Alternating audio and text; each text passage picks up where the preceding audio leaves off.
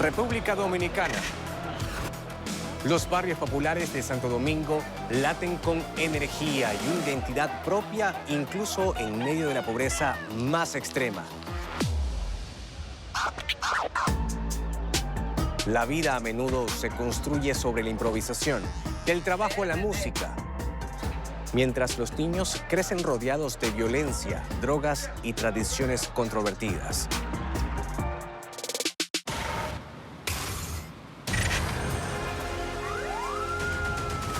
Nuestro equipo recorrió los sectores más peligrosos de la capital. Allí pudimos ver cómo sus habitantes resisten y se reinventan cada día.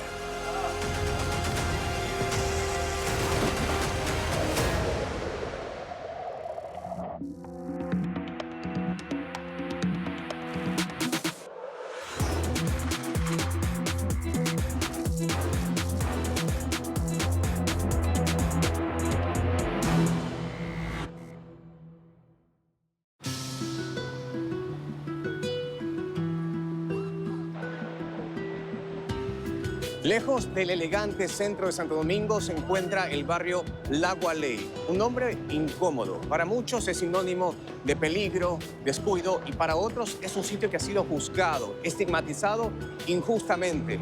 Vamos a revisarlo. Nos subimos al teleférico rumbo a La Gualey, que se ha venido expandiendo en las orillas del río Sama. Se ve como un laberinto densamente poblado.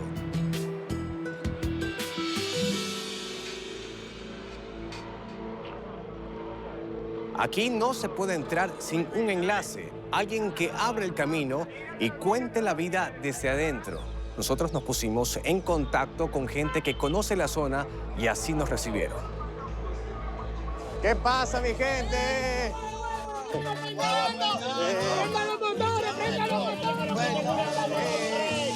estoy Orlando, que tú eres tu mamá, bienvenido aquí, que tú estás en Gualey, con este flow tú no vas a querer. Vamos, vamos.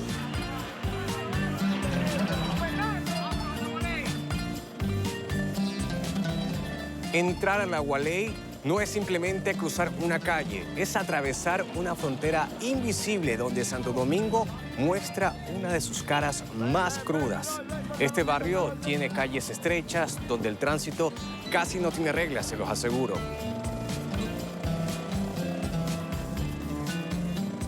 Como ven, el bullicio es permanente y refleja el ritmo acelerado de esta comunidad. Ya hemos entrado a La Gualey y aquí se vive con intensidad. Ya lo pueden ver. Vamos a recorrer la zona con ellos. El asfalto desaparece y da paso a calles de tierra que se vuelven lodo cuando llueve. Para la gente de este barrio siempre es el mejor momento para celebrar.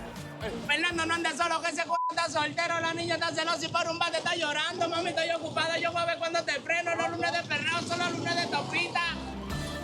De hecho, todos coincidían en lo mismo. La Gualey es fuego vivo. Apenas llegábamos y ya pasaban demasiadas cosas, tanto que por momentos me sentía dentro de una película. Todo era espontáneo y así arrancaba el día en este barrio.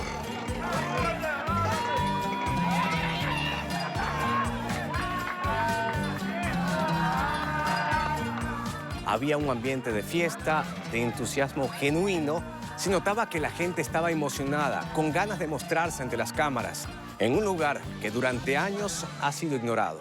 Ellos se lo gozan, la gente aquí se lo goza. Te llega, aquí es como una creatividad. Muy feliz, ¿no? Claro. El dominicano es feliz, aunque no tenga nada.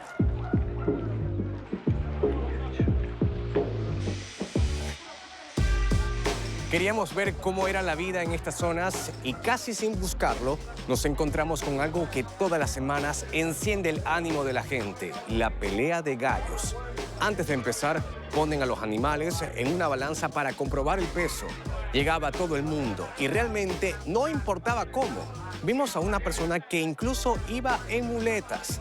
La pelea de gallos es parte de sus costumbres y genera polémica, sí, pero está muy arraigada en su cultura. ¿Cómo es la vida acá? Oh, la vida aquí, nosotros trabajando y jugamos gallito, una peleita, 2.000, 3.000 pesos para nosotros bocear, nosotros aquí.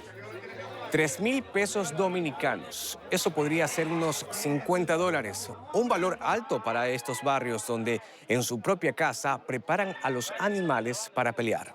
¿Y cómo crían ustedes los gallos? ¿Los maltratan? ¿Cómo es eso? Oh, nosotros los criamos bien, hasta igual que una familia de nosotros. Porque nosotros le damos maíz, le damos comida buena y vaina bien limpia. Vaina bien, como una familia de nosotros. Nosotros tratamos a esos animales como una familia de nosotros. ¿Y si lo matan aquí? Si lo matan, no lo comemos. No hay maná, nos vamos a botar la carne a comérnoslo. La pelea de gallos es legal en el país. A pesar de la violencia en estas peleas, nos comentan que muchos empezaron a formar parte de estas prácticas desde que eran niños. Ya está a punto de comenzar el evento y se siente la algarabía de la gente.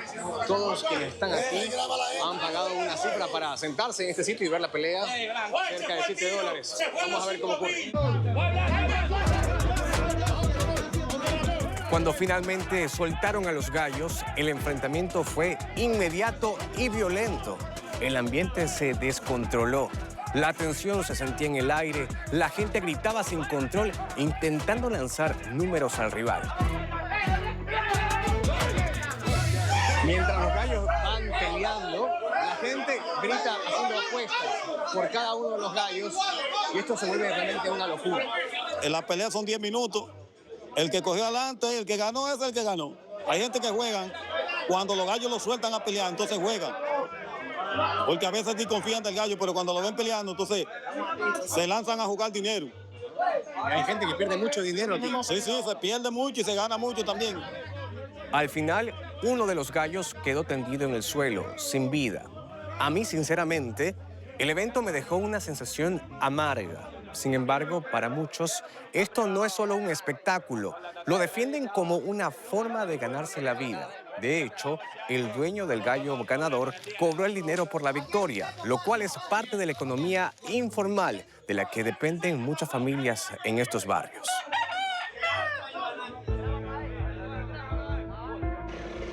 Aquí la gente trabaja en lo que aparezca. Son mototaxistas, vendedores ambulantes, ayudan a arreglar las calles, casi de todo. Es un barrio de clase obrera donde levantar una pared de ladrillo ya es un lujo. La mayoría de las casas están hechas con planchas de zinc y madera. Conocimos a Nicolás Murillo, quien suele trabajar en obras de construcción. Dice que no pudo ir a la escuela y ese es uno de los grandes impedimentos que frenan su vida y que le impiden salir de este sitio. Aquí se vive prácticamente aquí abajo braviando. Cuando el agua viene se inunda de agua, se mete plaga, chincha, purga. Estoy braviando que estamos. Sí, así. ¿Qué más necesitan ustedes? Aquí se necesita a veces, se necesita cama, a veces uno hay que comer, porque los gobiernos le han dado la espalda a uno y todo eso. Se necesita que comer, o sea que se necesita prácticamente todo aquí abajo.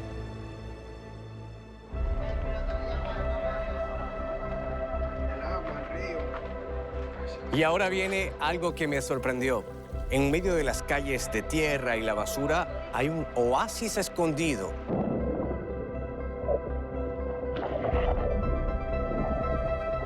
Son estanques naturales provenientes de manantiales subterráneos. Allí disfrutan niños, adultos y ancianos. No me deja de sorprender la habilidad de estos chicos, los trucos que inventan en el aire antes de zambullirse, como si estiraran el tiempo por un segundo o más. Dicen que son como peces en el agua. Y ojo, aquí no hay profesores de natación ni salvavidas realmente. Nadie regula nada. Todo ocurre de forma orgánica. Esto es para uno recrearse, sí, aunque no tengamos nada, vivimos el día a día como quiera aquí y haciendo malabares. ¿Les gusta esto? Claro, nos gusta porque en verdad eso es vida, el agua es vida y en verdad somos dichosos que en verdad por lo menos este es un barrio que tenemos 5 pozas aquí.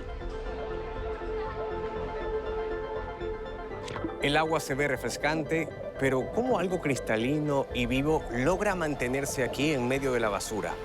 Algunos dicen que es magia, otros que es un milagro en este sitio donde casi no sobra nada.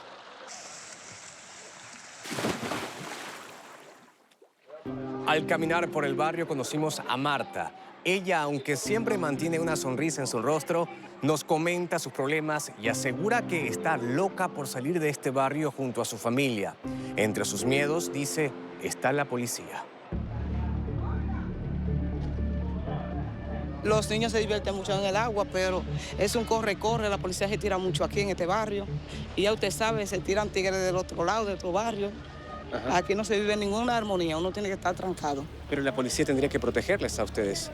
Bueno, pero que ellos se tiran por la mucha delincuencia que aquí, mucho fumadora de hierba y así. Pero ¿no sería bueno que la policía les ayude a ustedes? Claro, ya debe ser, pero que, ajá, si ellos vienen y arman un corredero, un tiroteo, imagínense, los tiros no tienen ojo. No tienen ojo, los tiros no tienen ojo. Usted sabe que los tiros se le pega a cualquiera, estando hasta adentro de su misma casa. Se le tira le pega los tiros a uno. Sí. ¿Y ha pasado ya aquí? Claro, muchas veces. Compartimos con la gente un partido de básquet y aquí se lo toman muy en serio. Cada pase se discute, cada falta se reclama. No es solo un juego, es una forma de afirmarse, de ganar respeto y de olvidar por un momento las carencias y el peligro. Así viven en la Gualey, un sector marcado por la precariedad y la inseguridad, donde el consumo de drogas es un gran problema. Después de haber visto tantas cosas en este barrio, no me dejaba de sonar en la cabeza el temor que aseguran tener a la policía. Esto nos llevó a la sede central de la Policía Nacional. Allí nos recibió el coronel Bismarck Hernández, que tiene un amplio estudio en prevención de violencia. Además del miedo de la población, le preguntamos qué está provocando los focos de criminalidad. No hay un solo factor de riesgo, hay múltiples factores de riesgo. La pobreza es uno de ellos, pero no quiere decir que un chico pobre necesariamente vaya a ser delincuente. Ahora, ¿qué es lo que motiva, qué es lo que condiciona la conducta humana? Todos actuamos de una manera diferente y estamos motivados por ciertos factores que la psicología llama series complementarias. La genética y la herencia, las experiencias infantiles. Hay mucha gente que dice que le tiene miedo a la policía porque puede haber tiroteos. ¿Qué piensan sobre eso? Bueno, siempre que haya una intervención policial existe un riesgo de que el evento se salga de control y prácticamente nunca es por la policía. Pero en esos sectores particularmente todavía no ha escalado el nuevo modelo de servicio público de policía. Acompañamos a las autoridades en un recorrido rutinario por las zonas donde los conflictos estallan con mayor frecuencia, lugares donde cada esquina parece guardar una historia de enfrentamientos. En el camino, el coronel Hernández aseguró que con el nuevo modelo policial que están implementando, su meta no solo es reducir la violencia, sino reconstruir la confianza. Pero también aclara que debe haber compromiso de la población. Entonces la prevención no puede venir solamente desde la policía o desde el Estado. Interviene la familia, interviene la comunidad, interviene el sistema educativo, que se rompe muchas veces porque el problema comienza cuando el niño deserta de la escuela. Justamente eso. En la Gualey hemos visto muchos niños jugando durante todo el día y era tiempo de escuela. Bueno, ahí hay un factor de riesgo altísimo de que algunos de esos chicos vayan a ser delincuentes, porque ya se están rompiendo. En todo caso, ahí se están rompiendo dos de los principales anillos de protección que van a impedir que ese niño o joven se convierta en delincuente, que es la familia, una familia que está pendiente de su chico, de su muchacho, como decimos nosotros, no va a dejar o no va a permitir que se ausente de clases. El sistema educativo es el otro anillo de protección que muchas veces se ve roto. Hicimos una parada en una estación policial donde ya han hecho reformas que, según señalan, obligan al uniformado a dar un servicio de protección, con lo cual usar el arma de fuego es la última opción. Aquí tienen un cuarto de mando. En él se monitorea el trabajo de los oficiales en el terreno. En República Dominicana se está aplicando un nuevo modelo en la Policía Nacional en el cual se enfatiza la prevención y también la supervisión en tiempo real de lo que está ocurriendo en el territorio para poder verificar que todo se cumpla bajo la ley. Y es así como desde la Comandancia de la Policía Nacional están pendientes de lo que ocurre en las calles y estas imágenes que están siendo grabadas podrían ser utilizadas en un proceso judicial en caso de que haya un crimen. El territorio que la policía recorría era una zona donde continuamente hay un alto consumo de drogas y conflictos sociales, elementos que se repiten en las zonas más pobres. Nosotros seguimos el recorrido por nuestra cuenta. Hemos llegado a la 42, uno de los barrios más desafiantes de Santo Domingo. Aquí ha habido una larga historia en cuanto a conflictos con la policía, pero al parecer eso está cambiando a través del arte. Vamos a verlo. Mientras yo hablaba, a mi alrededor una riña se estaba desatando con un palo y cuchillo. La policía, que tiene un puesto de control en el sitio, utilizó gas pimienta para neutralizar a una de las personas. Bueno, y justo cuando hemos llegado a este sitio, a la 42, ya ha habido un conflicto. No nos lo esperábamos. Estaba yo haciendo mi trabajo, conversando con la gente, y de un momento al otro una persona sacó un cuchillo y fue bastante apremiante el momento. Y la policía tuvo que intervenir. La 42 forma parte de Capotillo, muy popular por los cantantes urbanos que han nacido aquí.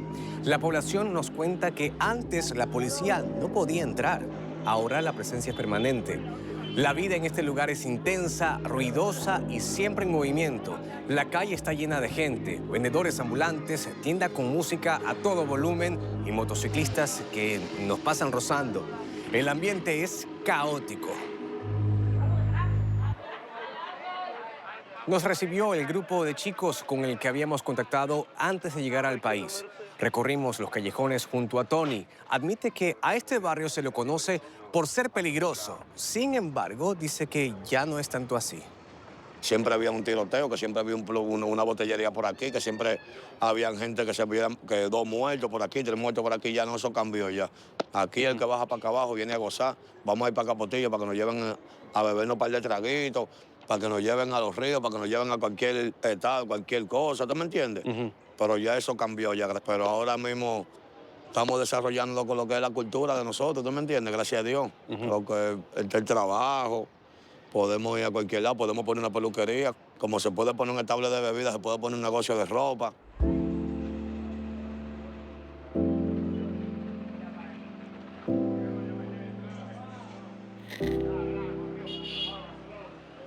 Recorriendo la 42, hemos identificado que hay un gran sentido de pertenencia. Aquí la gente se siente orgullosa de ser de este sitio. Es determinante la música, pero también aquí siempre buscan verse muy originales. En la 42 de Capotillo, el corte de cabello es parte viva de la cultura urbana. Las peluquerías no siempre tienen paredes. Muchas están en plena calle con una silla y una máquina. Allí los barberos trabajan rápido, pero con precisión, creando diseños personalizados.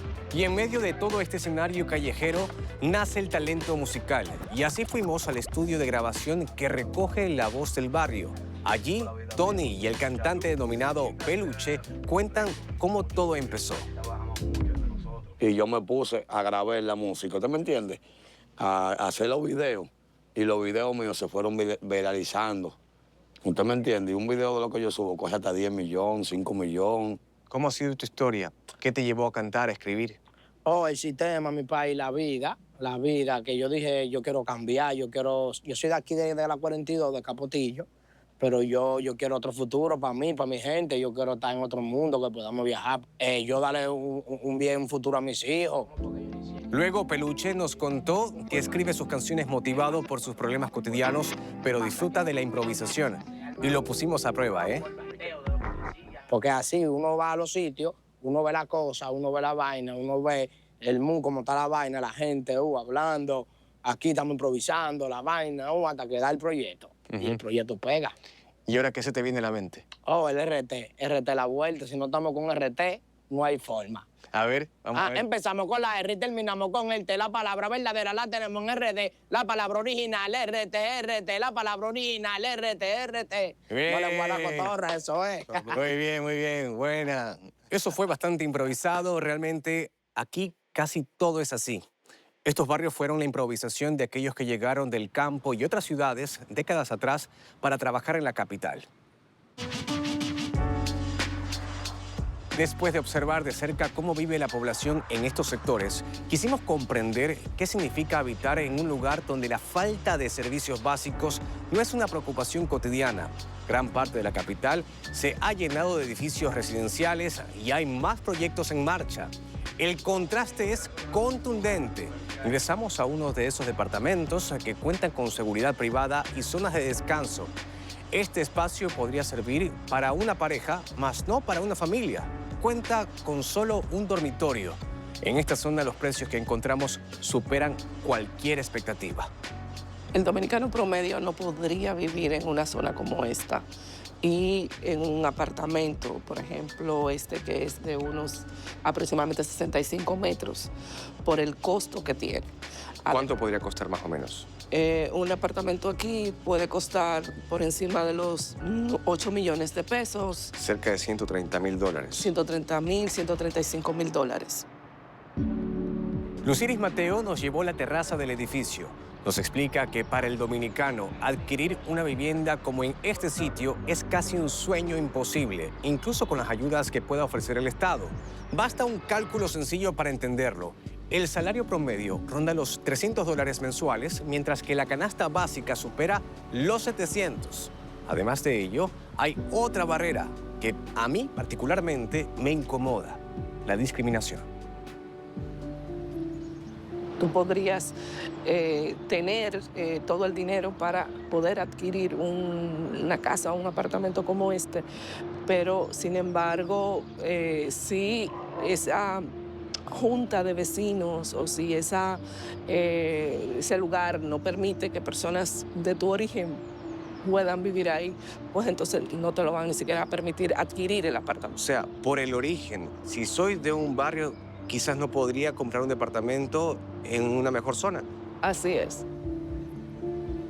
En la República Dominicana, la desigualdad no es solo una cifra económica, es un paisaje visible que toma forma de monumento.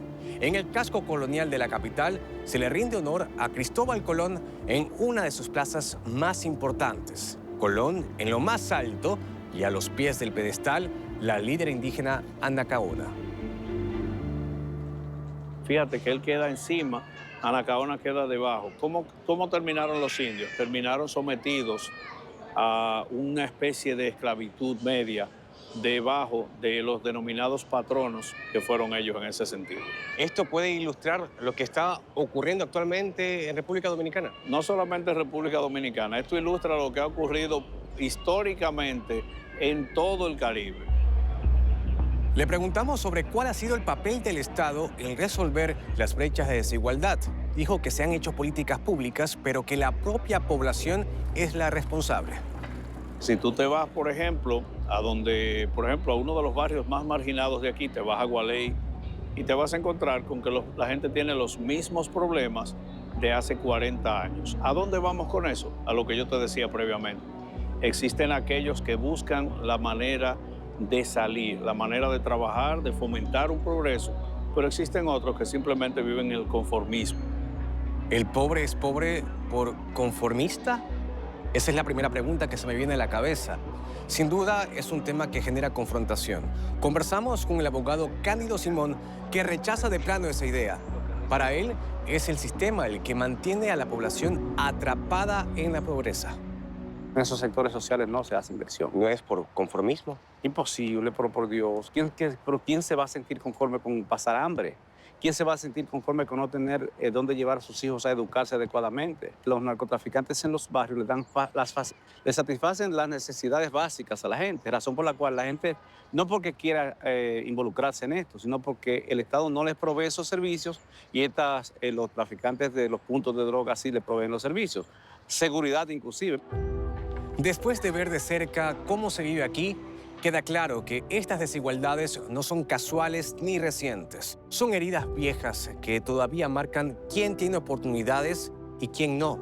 Creo que más allá de catalogar a la gente de conformista, preferiría pensar en cómo sanar esa deuda histórica. Porque si no se hace lo suficiente, ese modelo de desigualdad seguirá siendo parte del paisaje cotidiano. Pero, ¿hasta cuándo?